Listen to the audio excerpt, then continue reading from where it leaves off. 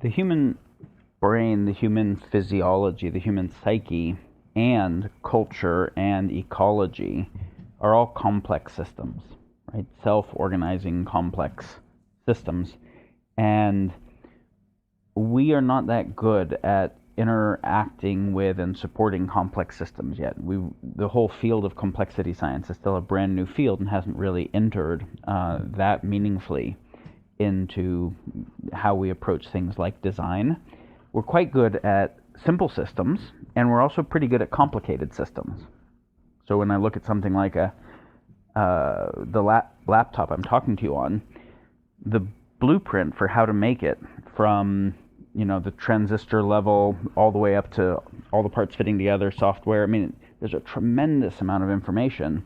No one person could do it. It takes a tremendous number of people, but there is a blueprint, and it doesn't evolve itself in real time, right? So it's a static design. It was designed, the computer didn't design itself. It was designed from outside of itself, and it doesn't repair itself. As opposed to when we look at biology and we see systems that organize and emerge in relationship with their environment, but without exogenous design, and where they don't have a formal blueprint. The blueprint itself is changing. The structure of it is changing in every interaction. Even if we look at the genome, the genetic expression is changing, and etc. So what happens is, when we're dealing with a complex system like human physiology, and if there's an acute cause of an issue, like an injury, we're pretty good at that in medicine, dealing with things like injuries. It doesn't mean we won't get a lot better, and exponential tech will help us get a lot better. But when we're dealing with something like cancer, or autoimmune disease, or neurodegenerative disease, or something that doesn't have an obvious acute cause, it has complex causation. And that might mean that there isn't one cause. There's a number of different causes, and they might not be the same for different people. So we might be looking at autoimmune disease where infection was some kind of subclinical infection was part of a destabilization of homodynamic systems, and some kind of toxicity exposure, and maybe some kind of nutrient deficiency combined with some kind of genetic predisposition, right, all came together to lead to a series of imbalances that eventually we call MS or rheumatoid arthritis or whatever it is. And so not only might it be multifactorial, right, but it might have many steps of causal transform. The infection leading to changed immune cells, leading to autoimmune antibodies, etc. And that happen over the course of time. And you have this delayed time causation. All of this makes it much harder to assess cause and effect. And so you need really a deeper system that isn't just working with one variable at a time and where there's clear causation, but that can do this kind of complex causal assessment.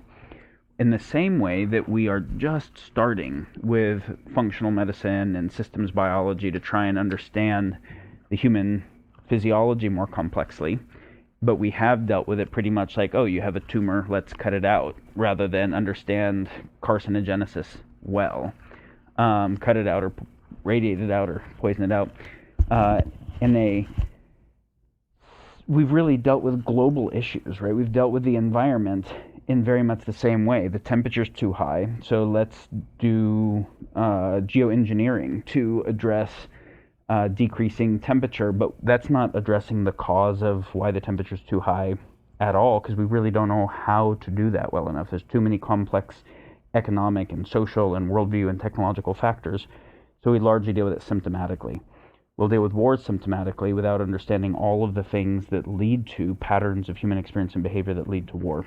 And so I would say that one of the things I'm really interested in is understanding that universe is a complex, not a complicated system.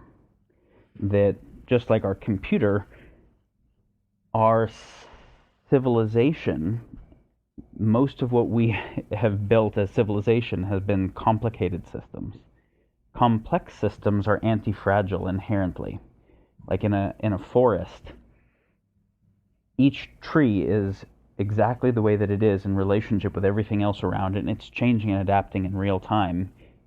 It's contextual, right? And because of all the ratio of aerobic to anaerobic microbes of certain kinds of plants with others, ones that fix nitrogen and take nitrogen.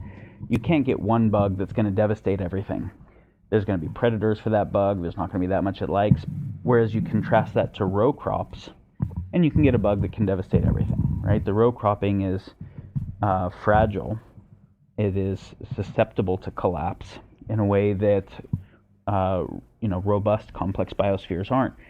And we can think of physiologies, in a similar way. We can think of culture in a similar way.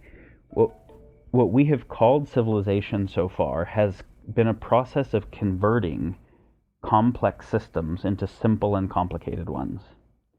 And that doesn't mean it hasn't done anything good, but it has been kind of a entropy generator in that way.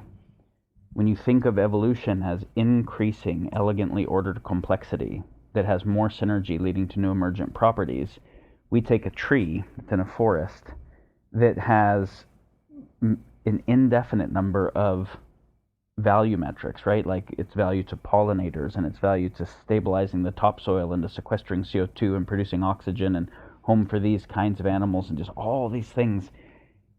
And the fish 1,000 miles away that have different water because of the way it stabilizes topsoil, and the people that eat the fish generations down who are going to have different epigenetic patterns because of it. Like the tree is in this radically interconnected complex system.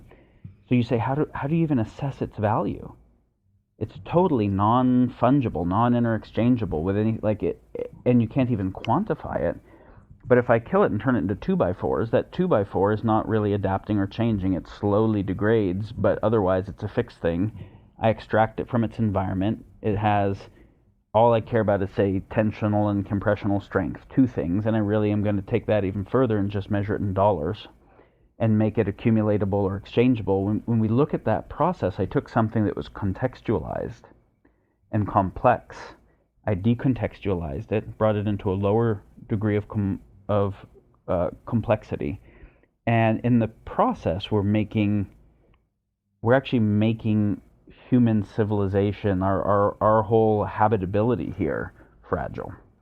And so I'm very interested in how we can understand universe and nature and reality better, how we can understand complexity and self-organization better, so that we can work with the systems that, like economics is just made up monopoly, right? Like our governments are made up systems, but ecology isn't, and biology isn't, and psychology, there are intrinsics to it, even though there's plenty of made up stuff in there. So how do we understand those better so that we can work with them in ways that support real thriving of the things that are fundamentally meaningful?